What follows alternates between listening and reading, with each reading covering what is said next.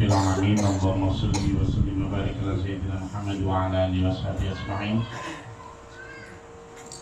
Alhamdulillah, bersyukur kepada Allah SWT. Terus kita diberikan Allah nikmat berupa angin yang semilir, badan yang sehat, jiwa yang tetap semangat, yang bagus ya. Meskipun maka gaji mesinnya belum diganti, protol KPU ya. Nanti diganti yang bagus, santai. Soalnya kemarin gaji pokok pohon itu sampai ke batu, saking kerasnya. Insya Allah kita setiap tetes keringat, setiap curahan semangat, Allah akan tetap catat. Yang mempersyukurkan lagi sekarang Mas Mehmet itu bajunya rapi. Bajunya rapi bener, sejak banjir ini. Mas Mehmet bajunya rapi, Mas Putra juga gitu, nasinya di depan. Terus ada perubahan ya saya ada. Alhamdulillah. Coba berdiri kan? Oh enggak mau. Jadi banyak kok yang bisa kita syukuri dari hari ke hari, perkembangan kita itu banyak. Meskipun ya masih banyak yang ngelus-ngelus jidat, yang songgowang, itu biasalah dalam hidup itu memang. Kan kalau songgowang, wang itu ini loh. Nah, dagu ini. Kalau orang songgowang gini biasanya atau terus gini itu apa Pak Es? Kok biaya Pak Es? Masih kurang apa Pak Es? Alamat. Nah, okay. Jadi ayo kita syukuri aja lah. Juga ayo kita tetap bersolawat kepada Rasulullah Muhammad SAW supaya kita keserambahan istilahnya. Keserambahan itu keluberan dari berkah dan rahmat yang Allah berikan kepada Nabi Muhammad SAW. Gini dulu, kalau kemarin kita banyak cerita tentang banjir bagaimana dahsyatnya, tapi saya ingin sekarang kita ambil begitu banyak hikmahnya. Kalau kemarin kita pekan lalu banyak hikmahnya, ada hikmah lagi nih. Gini Mas, hari ini kita akan bicara tentang adab bertamu ya. Kita akan bicara tentang apa? Adab bertamu. Jadi seringkali kita ketika bertamu atau menjadi tuan rumah itu kita melupakan bagaimana Allah dan Rasulnya ngajarin kita. Islam itu begitu lengkapnya, lengkap sekali. Mengatur gimana cara kita hidup itu lengkap sekali. Jadi kita kemarin itulah setelah banjir itu memang banyak sekali hikmah dan nikmat ya. Di samping ya banyak orang datang menanyakan apa yang dibutuhkan, apa yang diperlukan gitu. Tapi pertanyaan itu tidak pernah ketemu saya, sehingga ya pertanyaan itu kalau ketemu saya jawabannya jelas, tanah 25 are. Tapi nggak pernah ketemu saya, akhirnya ya apa kira-kira kasur, oke kasur. Lalu alhamdulillah sekarang ada kasur, tetapi karena kasurnya Mas Mehmet masih bagus ya kita simpan dulu ya Mas Mehmet ya. Nanti kalau sudah diompoli berkali-kali, nah baru kita ganti. Alhamdulillah juga banyak lah itu, sampai ruang tamu itu penuh dengan apa itu, mulai bak apa aja itu. Ini jangan bakar pas jam segini Pak Nyoman biasa aja loh.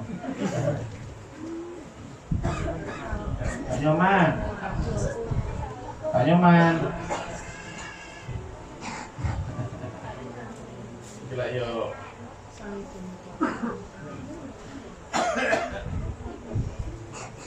Jadi pertama banyak sekali nikmat. Tapi ada catatan penting ini Pak Medi. Gini, ketika kemarin ada tamu istrinya Menteri Agama, nah, ya istrinya Menteri Agama. Tuh, ini kasih tengah. Coba minta dulu Mas Misan. Pak Nyaman. Pengaji nanti.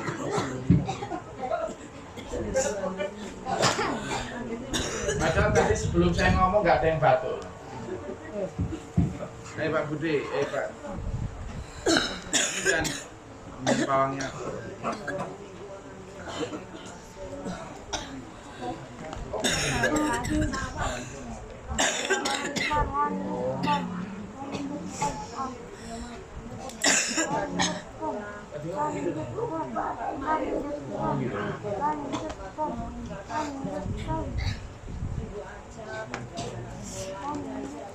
Enggak, sebenarnya bukan harinya, tapi milih anginnya. Jadi kalau pas anginnya menghadap ke pabrik-pabrik sana enggak apa-apa gitu. Kalau pas kayak gini kan.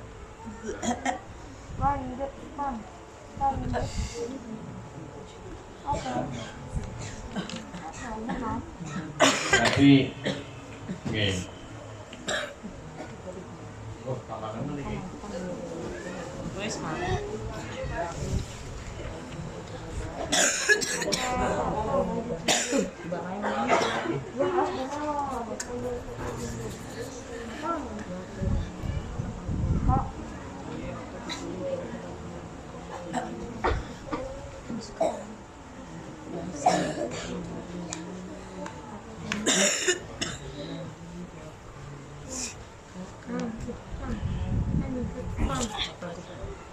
Oke, lumayan ya.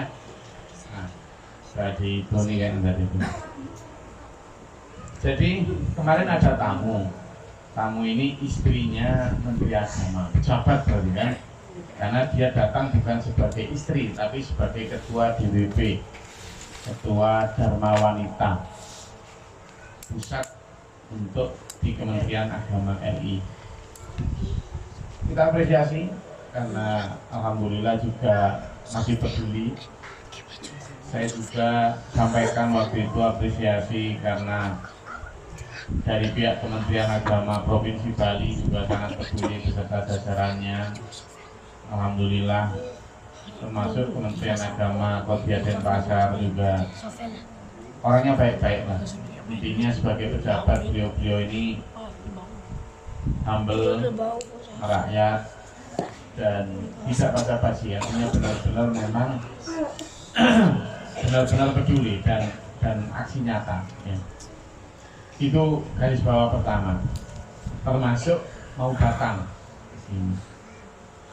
Nah, yang jadi catatan itu adalah gini, kan. Karena saya itu kan pengalaman berkali-kali lah menerima tamu menteri baik di Mabes maupun di mana itu. Biasanya Pak Menterinya atau Pak pejabatnya itu nggak terlalu neko-neko. Orangnya ya biasa, luwes, enak, gampang menyesuaikan lah. Jadwal pun nggak terlalu kaku gitu ya.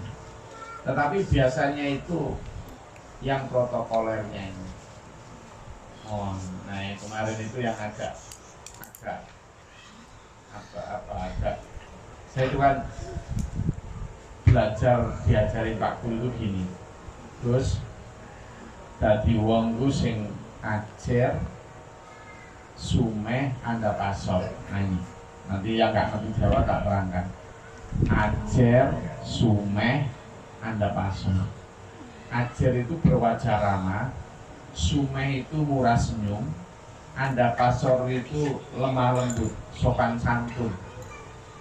Itu hal yang sulit sekali saya punya, karena saya itu memang sejak kecil itu kan aku rak butuh raimu. Jadi ya Bu, sulit sekali karena saya itu di antara 20 bersaudara itu yang paling apa ya, paling males ketemu orang. Sejak dulu paling males nerima tamu. Jadi kalau dulu masih misalnya ada tamu di pondok di Mabes gitu, Wis terkenal itu di antara Gus itu gak mungkin Glory belum nemui anu. Dan itu bukan sesuatu yang bagus, jelek.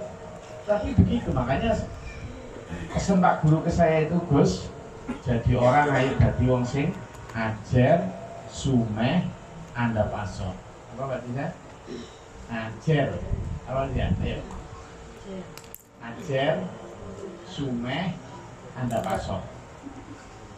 Ajar itu berwajah ramah. Saya itu sejak cetakannya nggak punya wajah ramah, nggak punya. Orang kalau pertama kali ketemu saya, mesti kesannya itu apa? Jutek, ya kan, judes. Apa lagi? Ngeselin, dingin. Nah, itu wis. Apa main aja Gus? Apa Pak Yed? Jadi itu ternyata Pak Guru betul gitu. Saya harus merubah itu. Nah ternyata untuk saya rubah itu wangel pol. Karena ya itu tadi ya. Saya itu halah, jangankan orang apa ngolokkan saya atau kemudian berbuat tidak menunjukkan rasa tidak suka sama saya. Wong seandainya mereka misalnya ramah sama saya itu loh, saya itu belum tentu bisa balas ramah gitu Pak, jeleknya saya. Nah tapi ternyata benar Pak Guru, itu harus dirubah.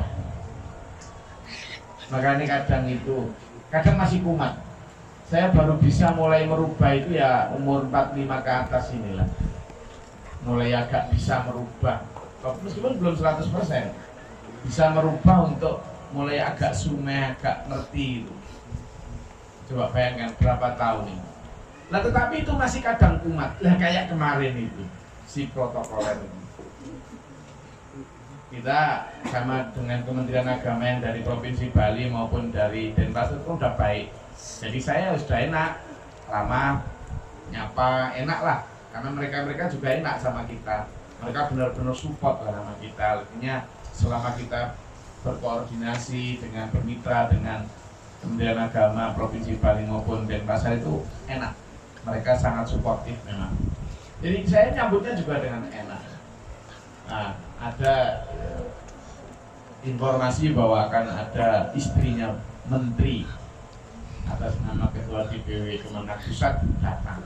Oke silakan. Nah, hari kedua, hari sebelumnya itu. Kita siapkan nih semuanya segala macam. Senang saya dari Kementerian Provinsi Bali. Enggak apa-apa sudah biar begini, memang sudah apa namanya bencana ya memang begini gitu. Malah saya bilang, oh iya harusnya yang rapi coba upgrade lagi biar kelihatan saya cek guyoni gitu. Nah enak. Pas sorenya itu nanti tapi ada dari protokoler pusat Gus yang datang. Aku udah mikir, iki kita pas di sini dan nunggu sore itu mau maghrib udah datang. Bener begitu turun dari mobil.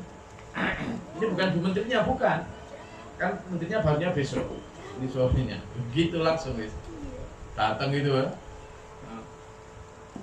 Mana yang akan diam? Mana ya?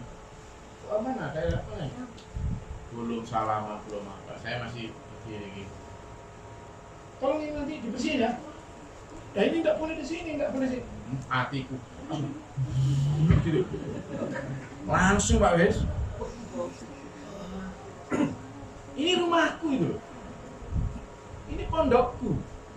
Ini tuh lembagaku. What are you doing here? And who are you? Atau kalau orang bilang, who the hell are you? Itu mikir saya, gitu langsung. Padahal sudah diajarin Pak Guru apa? Sing ajem, sing sume, sing andap, masuk lali saat itu saya. Langsung saya tinggal pergi. Orang dikunjungi menteri, orang paten. Saya tinggal pergi mandor itu, tak tinggal pergi. Enggak tak temui. Saya tinggal memang waktu itu saya sudah harus buka puasa, saya tinggal pergi. Pak Warno, tolong Pak Warno, sampean yang levelnya menteri kan. Tolong temui. Ya saya nggak nemui, sampai dia pulang saya nemui. ngatur gini. Saya nggak mau. Saya pikir, nggak dikunjungi nggak masalah. Nah, ini jangan ditiru. Tetapi kita ambil pelajaran dari situ ya. Meskipun besoknya Bu Menteri ya, ternyata Bu Menteri besoknya baik, luwes. Di mana kita duduk di mana enak, kok harus nanti di sini, enggak ada. Besok nggak usah sambutan, ternyata Bu Menteri minta sambutan sendiri. Gitu loh. Jadi ternyata kadang orang-orang yang nggak usah ngerasani lah, sudah. Intinya bagaimana kita ada bertamu, itu yang pertama. Gini mas, kita sebagai tuan rumah dulu lah. Sebagai tuan rumah, kenapa Bapak Guru ngajarin kita begitu? Pertama, sebagai tuan rumah itu kita diajarin dulu tadi, ajar, sumeh, anda pasok. Karena apa? Man kana yu'minu billahi wal yaumil akhir fal yukrim dhaifah. Barang siapa yang beriman terhadap Allah dan hari akhir, maka hormatilah tamu. Hormatilah tamu. Itu berarti syarat untuk orang beriman itu harus menghormat tamu. Itu harus. Maka saya tadi itu gagal. Saya keliru. Ketika ada tamu seperti itu, saya begitu. Meskipun logis. Masuk akal loh? Ajar loh? Tapi keliru, karena Nabi Muhammad tidak menyaratkan kalau tamunya jahat, kamu jahat atau enggak gitu. Kamu pokoknya tamunya jahat atau tamunya delewer atau tamunya baik, tetap harus kamu baik hormati. Maka pelajaran kita pertama, ketika ada tamu kita harus apa? Yang kedua nih Pak Mubin, suguhan pertama adalah sikap ramah tadi. Lalu suguhan kedua apa? Harus ada makanan nih. Nah ini juga pelajaran untuk kita. Saya pernah itu bertamu saya, bukan ke orang yang tidak kenal, bertamu ke seorang yang tokoh agama, harusnya yang ngerti agama.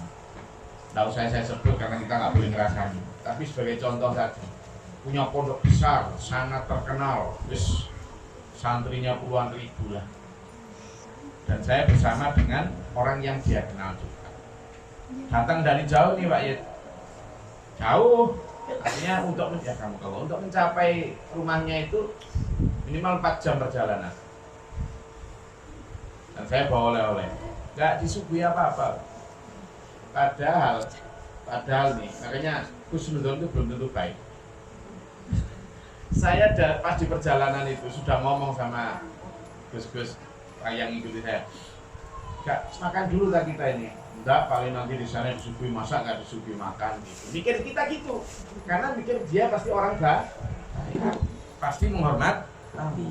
Datang Mbak Es, Aqua nih, Aqua gelas, mereknya orang Aqua, merek apa itu?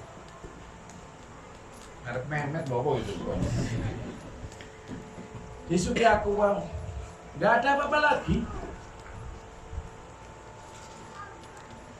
Bukannya kita mengharap ya, tetapi Nabi Muhammad SAW dalam banyak hadisnya mengajarin kita pasti nyuguhi.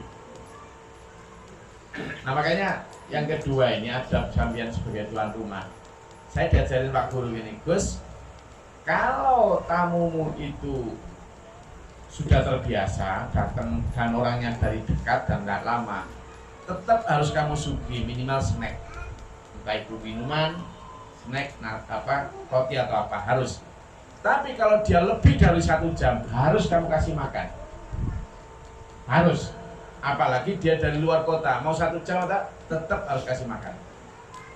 Gitu. Kadang kan. Tapi kalau dari Pamugan gitu, enggak lah. Tapi kalau 1 jam makan. Itu protap Pak ya. Terus yang ketiga, kalau kamu ngasih makan minimal 5 jenis Pak Mubin. Nasi, 2 jenis lauk, sayur, dan sambal lah, gitulah. Atau pokoknya 5. Selain nasi ini 5. Kerupuk atau apa gitu. Itu wajib. di kami loh ya. Sehingga bahkan kadang Pak Guru dulu dalam cerita itu waktu saya belum lahir, ibu itu sering kan kalau masak itu hanya di kuali gitu ya, di kuali sedikit karena memang waktu itu putra Pak Guru baru 2, ini Mbak Aziz sama Gus Hamil, sehingga cuma sedikit itu. Tapi kalau ada tamu, wes, ono sego ta? Ya wonten tapi kan nyenengan kali di pulau lah, mau samun lari-lari. Ini karena nih, ya anak tamuku diberikan segitunya di dalam menghormat tamu. Iya. Nah itu saya coba dulu terapkan di sini. Waktu masih awal-awal sendiri, saya cuma punya manci 1, manci ya, yang namanya itu untuk goreng apa? Bukan, wajan 1, manci 1. Dulu saya juga berumah tangga dengan Mas Mijan. Mas Mijan yang cari nafkah, saya yang jaga. Jadi kalau ada tamu, ya saya masakkan itu. Ya ada tamu-tamu yang dulu jamnya nggak pakai memberitahu, mulai jam 10 sampai jam 2 malam. Yang bikin kopi ya saya, yang masak ya saya. Saya bisanya cuma 2 Pak Ubin. Bukan mie. Teman tahu kalau bikin sop itu, pokoknya sayur itu saya dadang-dadang, ya toh? Saya dadang-dadang gitu, terus tak kasih air, terus tak kasih roiko, ya kan? Terus kasih sedikit apa ini? Lombok yang tak potong-potong masukin tek gitu, udah masak, terus masak nasi, habis itu nyambel kecap aja Mas Agus, nyambel kecap sama kasih lombok itu, terus goreng tempe sama telur, selesai sudah. Saya makan itu, untuk tamu ya makan itu. Pokoknya yang dulu awal-awal mesti pernah tak suguhi itu saya masak itu. Nah kalau seandainya kemudian, nah ini nanti sampean dan saya nyuguhi seperti itu dan lain sebagainya, itu sudah effort. Tapi minimal sampean itu tahu bahwa tamu itu wajib dihormati. Saya tidak nyuruh sampean untuk menghormati tamu dengan membelikan bakso, soto, apalagi rawon, sop kepala ikan, enggak lah, semampunya. Tetapi semaksimal sampean mampu. Ajak anak tamu misalnya ya, kolongso, tamu misalnya, terus datang jauh-jauh terus sama kasih piring, segoe sama kasih, terus sama kasih iwak di situ sama dia. Nah, jangan nih. Kalau tamu minimal itu nasinya sendiri, lauknya sendiri, ini sendiri. Jangan satu piring terus sudah sama kasih lauk apa di situ sama Sugono, iki duduk warung lah. Itu ada minimal kita lah di SPM. Wes, kayak sisi makanan. Lalu yang keempat adalah jangan menampakkan sampean tidak suka ditamui. Gak enak orang yang misalnya bertamu lalu tuan rumahnya itu menunjukkan rasa tidak suka. Begitu. Assalamualaikum. Waalaikumsalam. Begitu juga. Apa? Ya. Jangan ya. Jangan Pak. Jangan. Minimal jangan. Gitu. Mau. Sama kadang nggak monggo terus. Nyari siapa? Ya betul deh. Memang kalau nggak kenal kan begitu ya. Tapi setelah itu sudah, oh iya monggo. Ayo kita tambahkan welcome kita. Ya, wes yang terakhir. Ketika dia bertamu dan kemudian sudah duduk, lalu sampean capek, jangan tunjukkan capeknya, weh. Orang bertamu lalu duduk nih ngobrol-ngobrol, sama gitu kira-kira dia merasa gimana? Itu musir halus,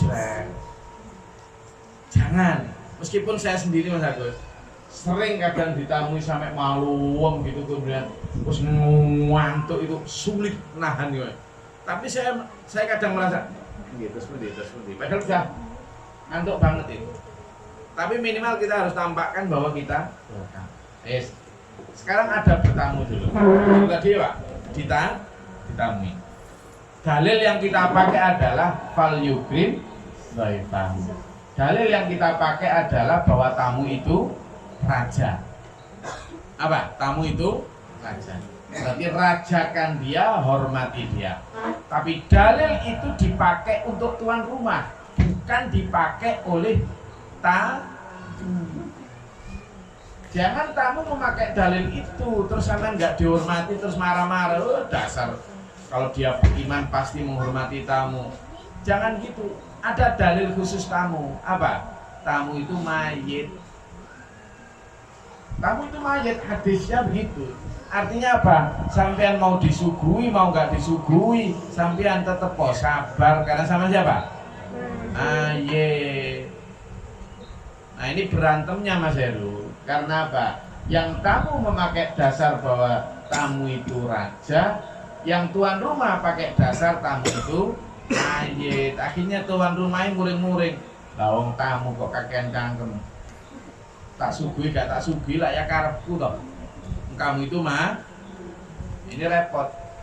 Maka pertama adab tamu, sampean merasalah bahwa sampean itu mayit. Gak berhak nuntut apa-apa. Pertama.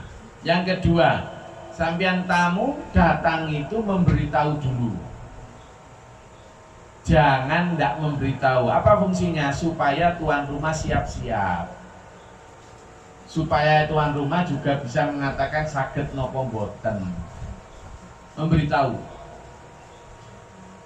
Sampean kadang ya kepengin memberikan surprise untuk datang tanpa memberitahu. Ternyata sampean yang disurprise karena wonge gak ono. Lah ya, wonge gak ono. Atau sampean datang pengen memberi surprise, ternyata yang diberi surprise jengkel. Soalnya nggak tepat waktunya. Sampean datang jam 7 padahal dia harus berangkat jam 7. Kasih tahu. Yang ketiga, ketika sampean benar-benar datang dan sudah ini, datang dengan membawa oleh-oleh. Jangan datang nggak bawa apa-apa. Itu aturan Rasulullah itu.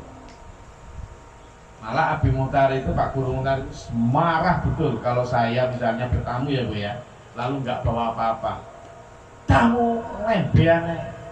Jadi lembean itu maksudnya tangan kosong. Dilarang betul. Kenapa?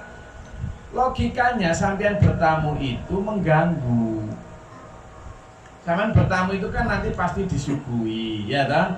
Entah aqua satu gelas teh. Ya sampean jangan kemudian merepotkan tuan rumah dong. Bawa apa-apa untuk ganti itu. Ya, ini hanya berlaku untuk bertamu kepada selain Gus Glory loh ya.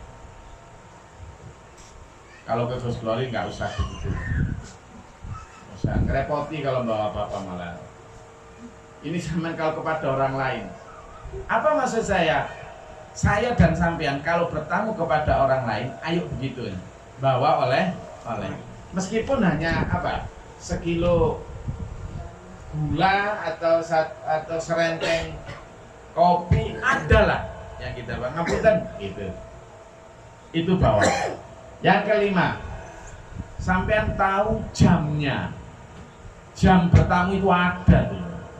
Gak boleh kita sembarangan bertamu itu. Coba dibuka surat An-Nur ayat 58. Monggo. Surat An-Nur ayat 58.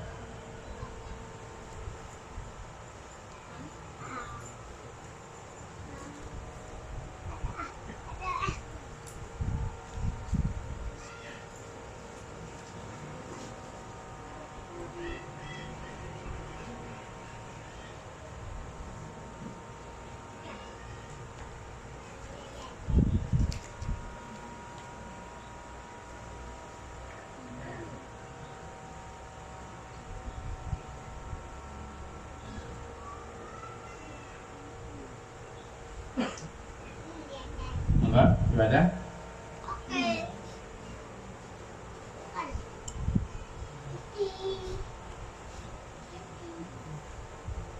Ngawur. Wahai orang-orang yang beriman, tinggallah hamba sahaya laki-laki dan perempuan yang kamu miliki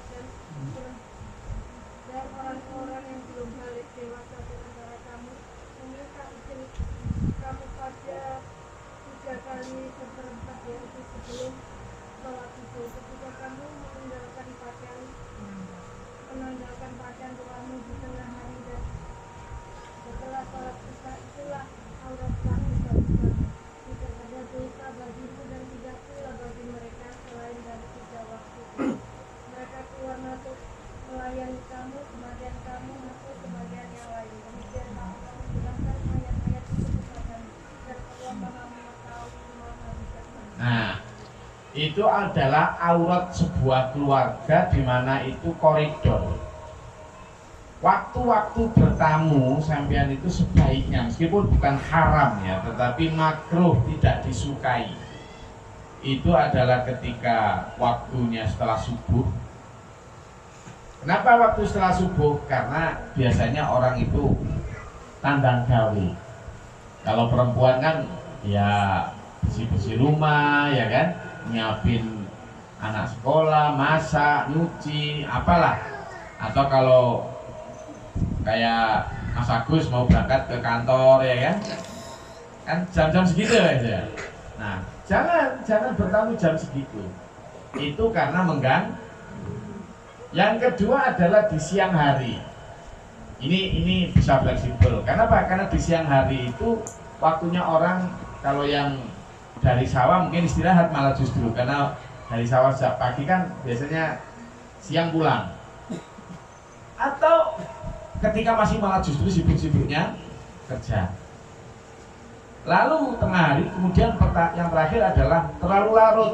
Jadi setelah isya lama malam itu sudah jam 9 atau jam 10 ke atas itu tak boleh karena waktunya istirahat. Nah, waktu-waktu itu saja loh koridornya Allah itu ngasih tahu adab bertamu hindari waktu-waktu tersebut. Quran itu menunjukkan bahwa ada, jangan ngawur gitu loh.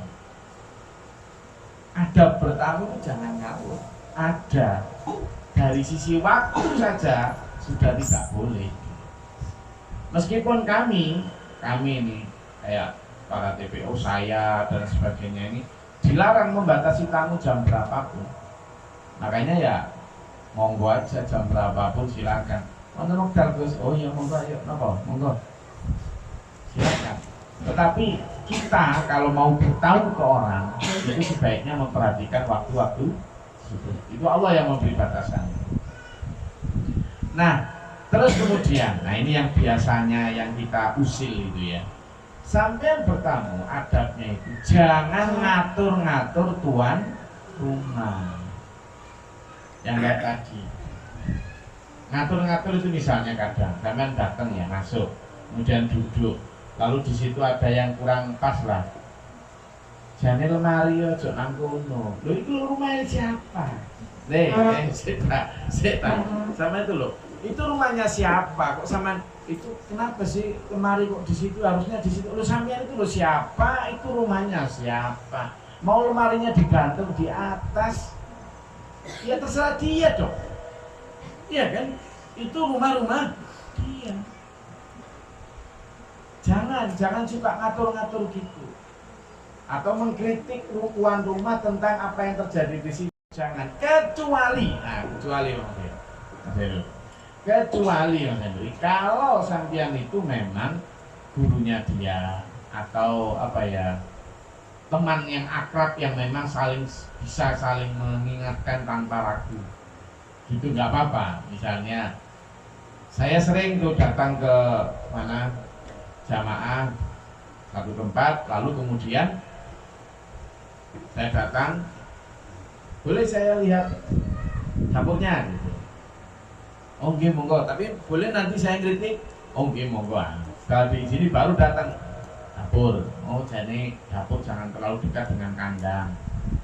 Kan banyak yang dulu di sana itu dapur dekat sekali dengan kandang sehingga kadang najisnya itu. Terus boleh masuk kamar mandi? Boleh. Nah, dalam rangka menegakkan syariat, ini baknya ini terlalu pendek. Kalau nanti kamu mandi nyiprat ke dalam lagi, najisnya bisa masuk ke. Nah, yang kayak gitu baru boleh. Itu pun kalau kita sudah diizinkan sama tuan rumah. Tapi kalau kita nggak terlalu akrab, juga nggak ada hubungan antara guru dan murid, juga tidak dalam rangka tausiah, sampean dan saya, ayo kita hindari untuk ngatur-ngatur rumah orang lain. Ya, jangan. Kamu ngapain kalau jam segini? Aku ngene, ojo, nyamen iku dhewe ngene. Lho sampean tuh siapa ngatur-ngatur itu? Ya kayak tadi kan. Ini harus di sini, ini harus di sini. Kita itu tamu. Tamu itu ya namanya mayat Mas Yid. Sekarang nanti habis ini saya ngaji, habis ngaji ini kan diundang sama Pak Mega pilihan dinas Banjarjati di Tabanan. Karena dress code-nya nanti seperti apa dan sebagainya kan, ya saya pakai itu. Memang dia nikahin anaknya, nanti jam segini datang, ya saya datangnya jam segitu. Saya disuruh datang, memang undangannya jam 1, lalu saya datang nanti malam aja. Ya boleh-boleh saja sih, tapi kan sesuai dengan undangan tuan rumah segitu, ya saya jam segitu taat. Memang tuan rumahnya dia. Nah, ini yang kadang kita lupa, sampean dan saya itu siapa? Tuan rumah atau tamu? Nah, adabnya tuan rumah bagaimana? Adabnya tamu seperti apa? Gitu loh kan?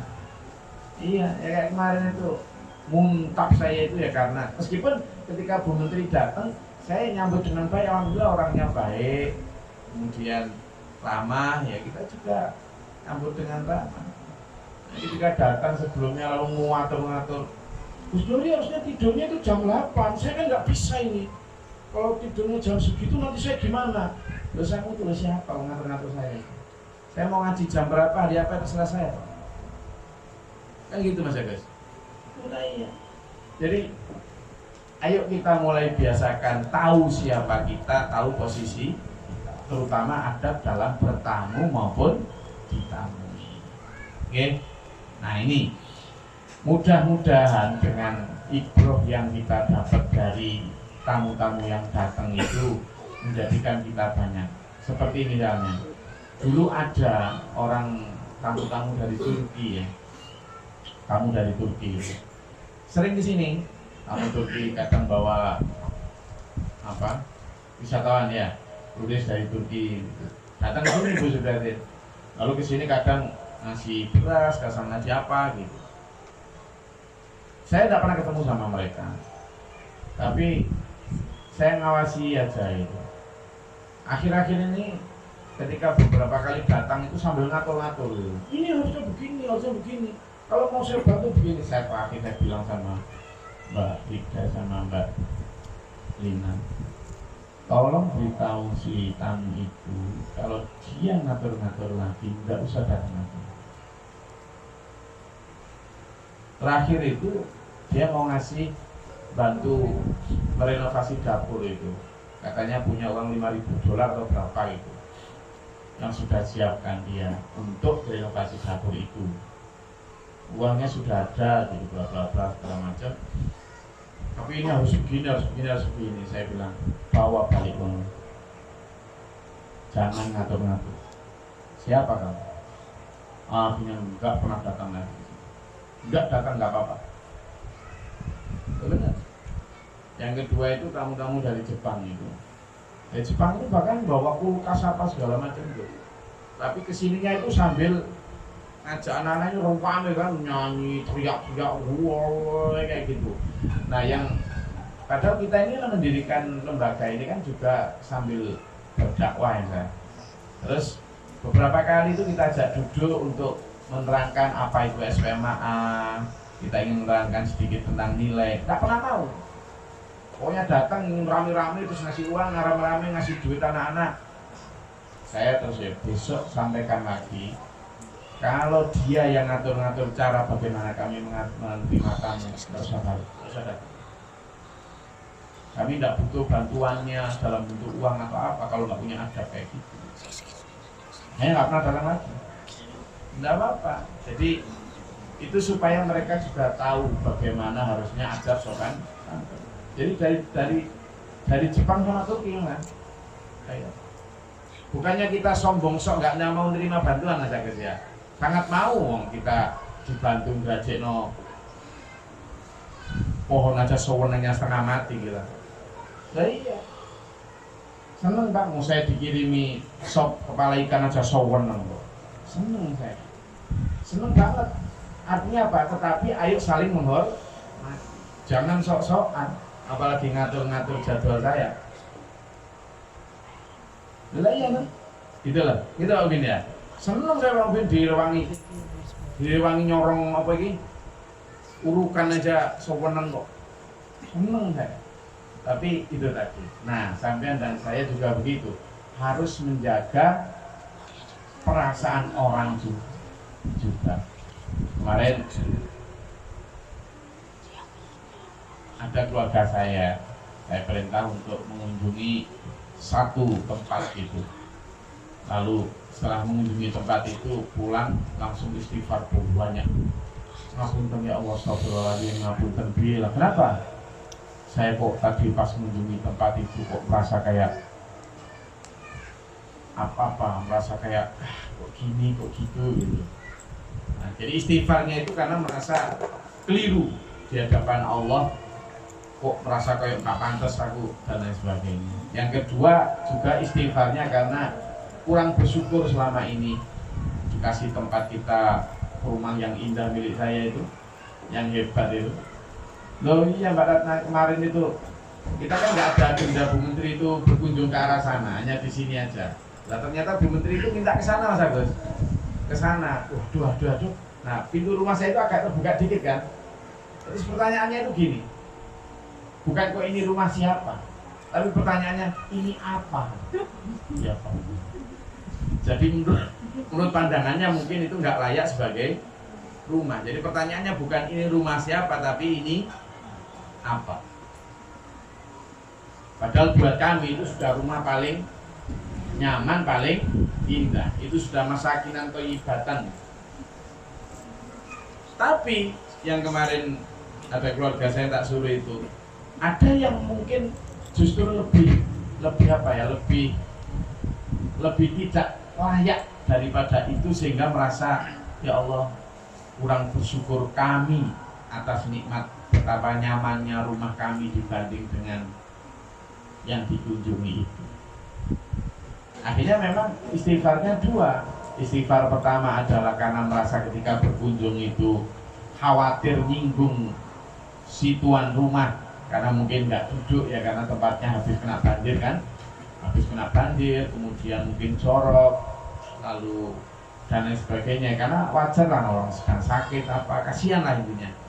Tapi masih beristighfar, kenapa? Padahal sudah berbuat baik, sudah berkunjung, ngasih santunan apa, tapi merasa masih jangan-jangan tadi menyinggung perasaan si tuan rumah karena kurang sikap, mungkin yang kurang merasa nyaman di situ. Istighfar pertama itu mengakui salahnya. Sehingga saya selalu ketika misalnya bertamu ke yang pelosok ya, jamaah-jamaah yang pelosok itu kan, mereka ketika kita datang itu kadang merasa Gus ngapunten nggih, tolong gawe namung ngeten. Biasanya kan kalau di desa-desa itu kan lungguhe dingklik, tahu dingklik ya? Dingklik itu dari kayu itu loh, yang panjang itu loh. Mereka mungkin merasa saya nggak cocok gitu, tapi padahal saya nggak apa-apa. Tapi nah, bagaimana caranya agar ketika kita duduk itu merasa nyaman, meskipun dingklik kasar dari kayu. Jangan karena sampean di rumahnya itu sofa, terus begitu bertamu ke rumah yang dingklik terus janganlah. Orang yang punya rumah itu yang merasa terus ya kan, merasa kayak caca mentang-mentang gitu. Oh saya ya, kan saya nggak punya kursi, orang saya ajak duduk lesehan gitu. Saya kadang kasihan sama yang nggak terbiasa. Kan banyak orang yang nggak terbiasa duduk di bawah itu. Selain orang barat, Itu yang tidak terbiasa duduk di bawah. Gimana gini kepengen sembujung mungkin apa sungkan saya, tapi nggak sembujung kok nggak terbiasa duduk di bawah. Gitu aja kadang saya merasa nggak enak semua itu. Nah makanya sampean dan saya kalau bertamu, ayo merasa senyaman mungkin supaya apa tuan rumahnya itu nggak nggak pakai. Saya sering nanti kalau bertamu ke tempat orang gitu mau duduk di bawah atau di kasurnya atau di mana di dipannya itu kadang merasa gitu kadang gitu. Tapi es lu gue lah gitu supaya orangnya tidak merasa gimana. Sehingga tepo seliro tenggang rasa itu menjadi adab kita di dalam bertamu juga. Ya, oke, itu yang bisa saya sampaikan dan ayo monggo mungkin ada yang mau ditanyakan terkait adab sopan santun di dalam bertamu. Ojo ngatur tuan rumah. Ya silakan. Woi langsung Pak Yed langsung angkat tangan tinggi sekali. Padahal dari tadi gini loh. Ya silakan Pak Yed. Ya. Terkait dengan kita sebagai tuan rumah. Oke. Carikan jawabannya di internet Pak Yed.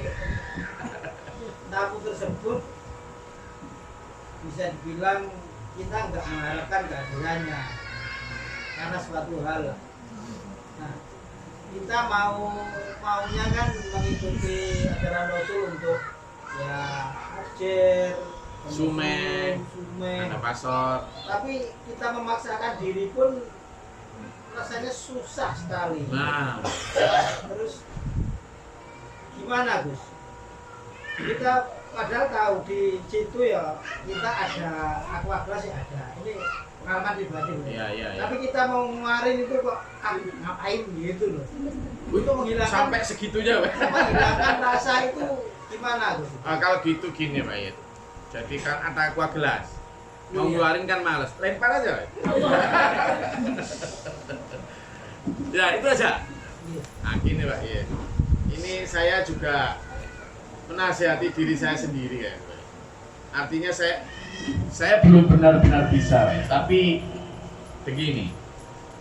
Ketika seseorang sudah mau datang ya ke rumah kita, itu berarti dia ya sudah ngalah, gitu kan. Meskipun tujuannya untuk mempengaruhi sampean untuk jelek misalnya. Tetapi minimal sampean sebenarnya lihatlah dia sebagai sasaran dakwah saja. Kan gitu. Anggaplah dia orang yang tidak kita harapkan datang, orang jelek, jahat, omongannya lamis, senengane ngejak wong elek misalnya ini. Atau kalau dia datang hanya bawa fitnah misalnya. Tapi kan berarti dia orang sesat nih, sama nanggap. Loh, sampean itu dan saya itu ngaji itu untuk menjadi dai.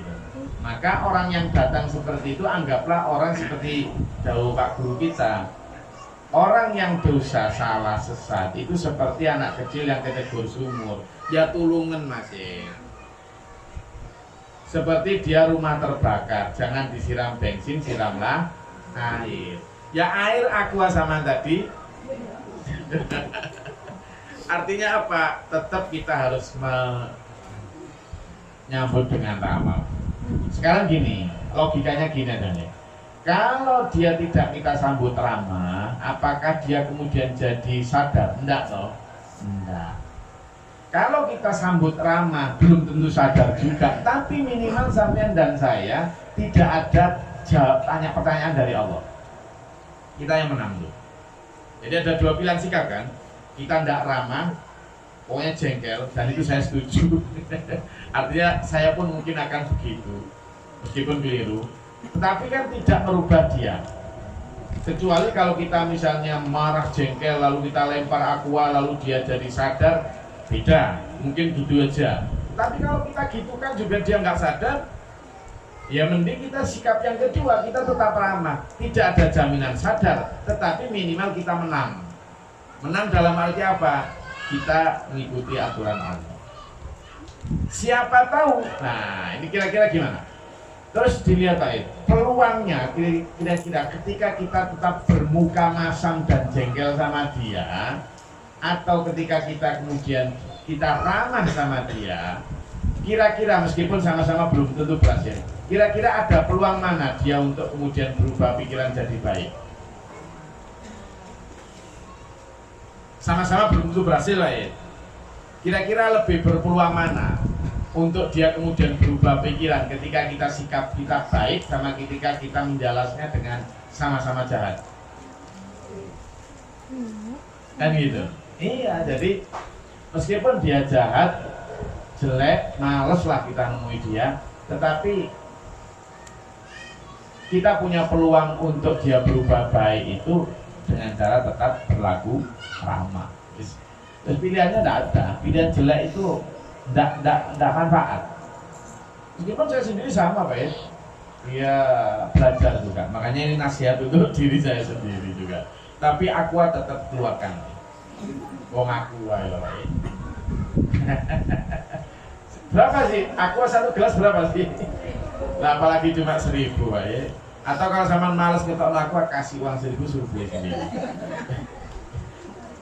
Pokoknya kita tetap harus apa Bang Bin? Value based loyalty.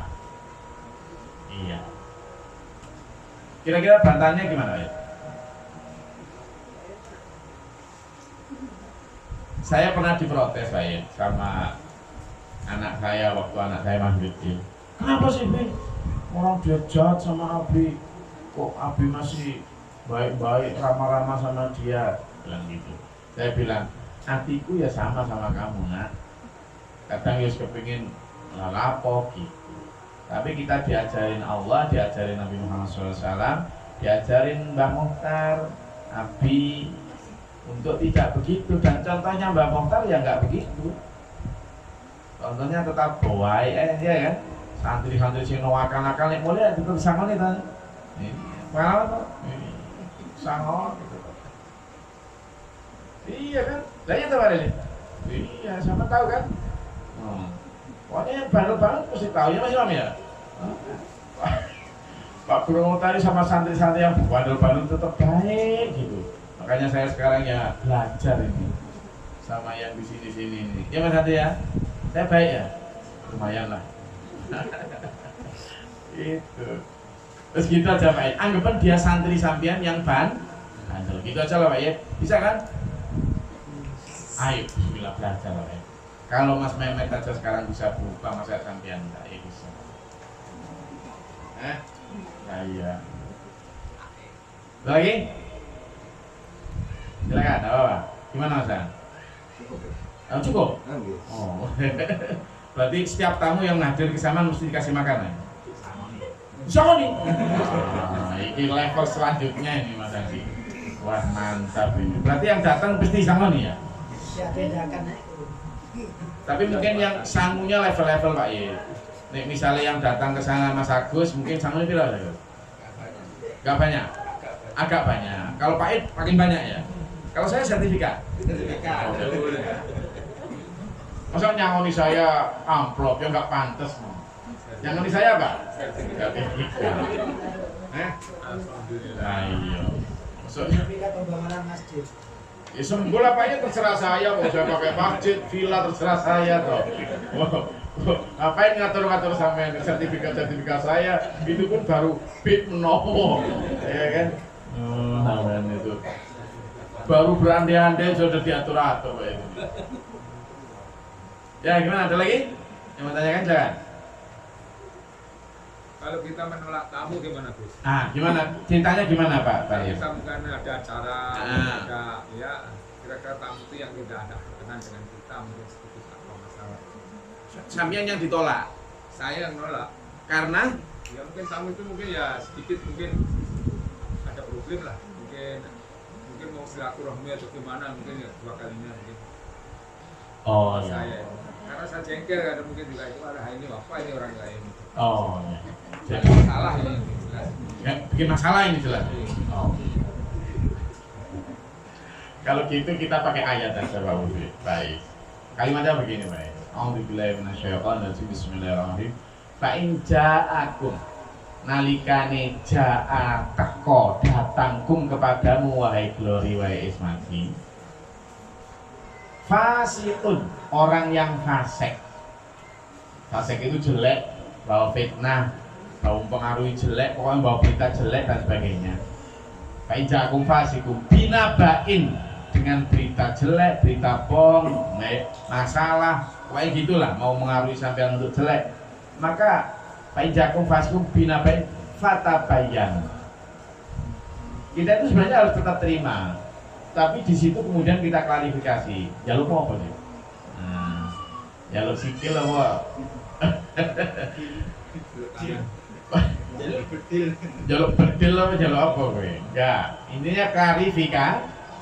Kita harus tetap terima. Tetapi kita boleh ada satu syarat, ada satu kondisi, Pak. Kita boleh misalnya begini. Sampean jam 7 sudah janjian akan ketemu sama si A atau bertamu ke rumah luar lah. Nah, lalu tiba-tiba dia datang tanpa pemberitahuan, kemudian sampean padahal sudah janji duluan sama orang lain, sampean boleh mengatakan itu. Maaf ya, saya mau ada janjian ke sana. Itu boleh. Tapi minimal persilakan masuk dulu. Terima aja dulu. Oke, moga silakan masuk. Terus ngaman bilang, punten ya, saya jam ini sudah ada janji sama itu, nanti saya ingkari janji dong. Gimana ini baiknya? Itu aja. Tetap terima dulu, baru kemudian pergi. Tetapi kalau bukan persoalan waktu, misalnya memang karena saya jengkel sama orang ini, enggak ya, sama dengan Pak I tadi, orang ini bikin masalah, tapi dia sudah bertamu, nggak boleh kita nolak ya, tetap kita terima. Tapi kalau dia kemudian mulai mengajak omongan yang jahat, omongan yang jelek, sampean boleh mengatakan, Pak, mohon maaf, sampean kalau bertamu mau ngajak jelek, sampean pulang aja. Saya tidak mau diajak bicara itu. Kita ganti topik atau sampean pulang.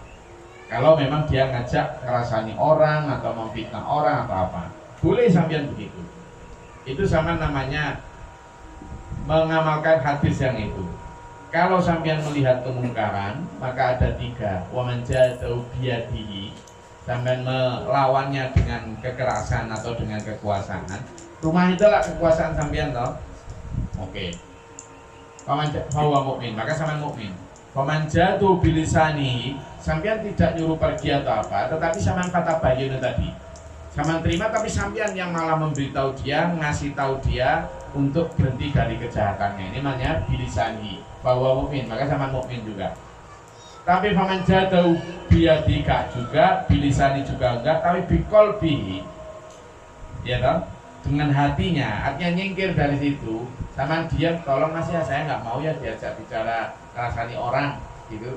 Maka sampean juga mukmin. Tapi kalau sampean dengan kekuasaan juga enggak, dengan lisan juga enggak, dengan hati juga enggak, sama kodoai sama dia berarti. Maka boleh Pak guys, boleh mengatakan begitu.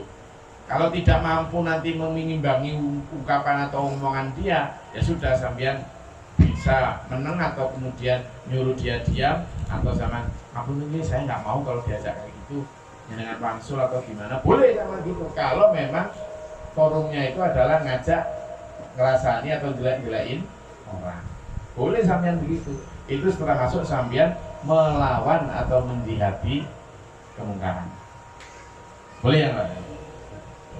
Tapi tetap kita harus menerima dengan baik. Pertama, tetap kita persilakan masuk, tetap kita suguhi kayak adab-adab tadi. Apalagi misalnya dia datang dari jauh hanya untuk memfitnah, pertama dikasih makan dulu. Maksud kira racun ya, maksudnya hanya kasih makan aja dulu, tetap dihormati sebagai tamu. Gitu Pak Es. Tapi memang kadang gua kudu iya Pak Es, tahu saya perasaan itu. Okay. Tapi tetap sebagai ajaran yang baik kita dianjurkan untuk itu tadi. Bok menowo. Nah, apa bok menowo itu? Barangkali siapa tahu dengan kita berbuat baik mereka berubah. Siapa tahu kan? Itu berarti mungkin sama ada atau berarti yang kamu gitu ada, yang ada ya muas gitu berarti. Oh gitu caranya ya. Oh ya. Lama nggak balik-balik gitu. Ini Bu Supriyatin punya cara bagus. Maaf ya saya ke dapur dulu gitu, nggak balik-balik. Tapi kalau orangnya bandel ada juga loh berarti. Sebentar ya gitu. Terus ditinggal pergi sebentar gitu, nggak balik-balik. Dia juga tenang aja. Malah kadang ada. Iya sudah. Gimana? Sudah ya. Gimana sudah? Dia ya tenang, ya enak. Ada tamu yang double gitu ada. Sampeyan aja ngono ya. Begitu tamunya, tuan rumahnya sudah mulai kelihatan nggak nyaman, sama langsung segera pamit. Makanya tadi adab yang saya lupa tadi. Adab pertama tadi kurang saya. Satu yaitu jangan berlama-lama. Jangan berlama-lama. Ada dalam ayatnya itu, sama lihat di surat Al-Hujurat itu. Jadi jangan memperpanjangkan pembicaraan. Bila waktu, ayo kita lihat nih kalau nggak percaya ya. Jadi ada itu. Adab jangan berlama-lama ketika bertamu. Nah, jadi sampean bisa lihat dari caranya mereka apa? Mereka menyambut sampean. Kalau sampean kelihatannya misalnya dia sudah mulai apa ya, sudah nggak enak gitu dan sebagainya, ini. Coba sama lihat di surat Al-Ahzab ayat 53. Al-Ahzab ayat 53. Dan ketemu surat Al-Ahzab ayat 53.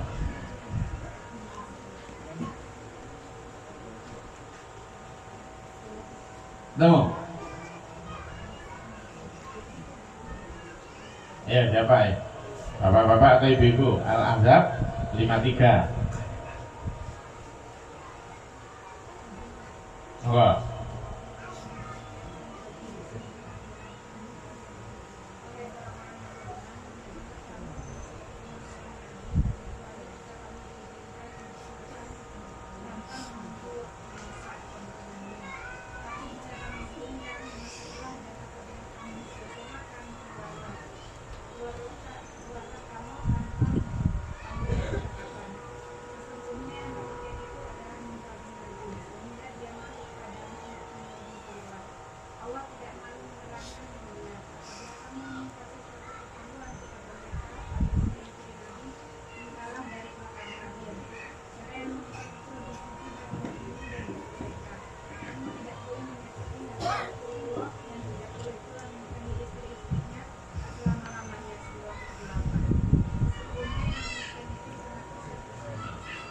Nah ini tadi ya, jangan masuki rumah kecuali kamu diizinkan untuk makan, ya toh.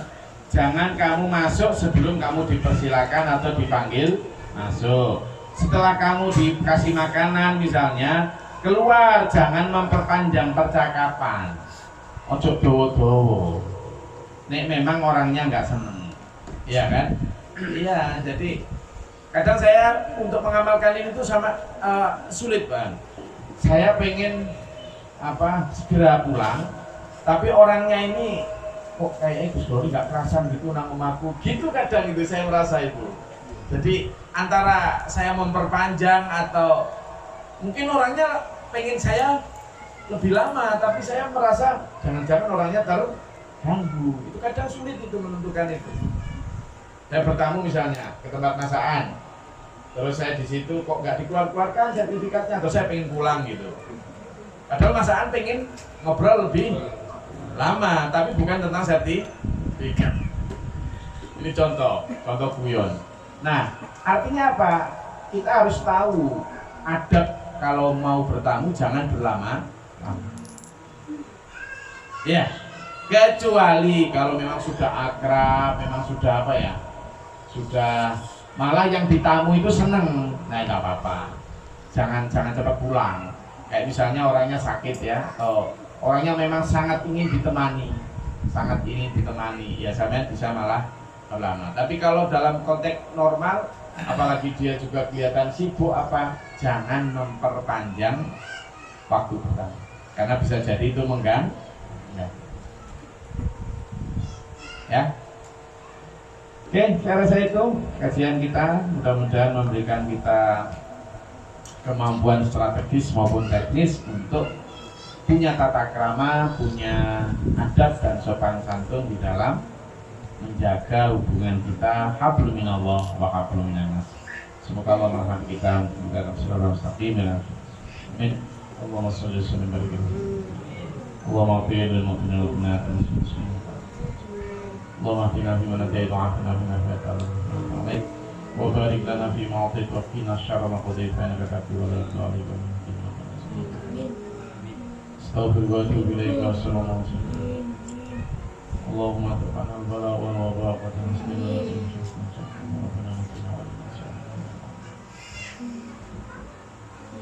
Rabbana amana faktubna ma'a syahidin wa la na'budu qulubana fa'atina kadana wa kana min al-mutahharin. Allahumma la na'budu qulubana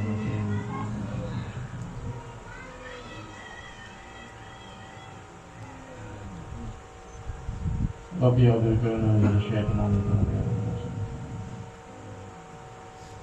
Mohon Bapak Allah maafkan Allah maafkan sabran sabran Allah fatihah أعوذ بالله من الشيطان الرجيم وبعد من الشيطان ربنا هب لنا من أزواجنا وذرياتنا قرة أعين ربنا آتنا في الدنيا حسنة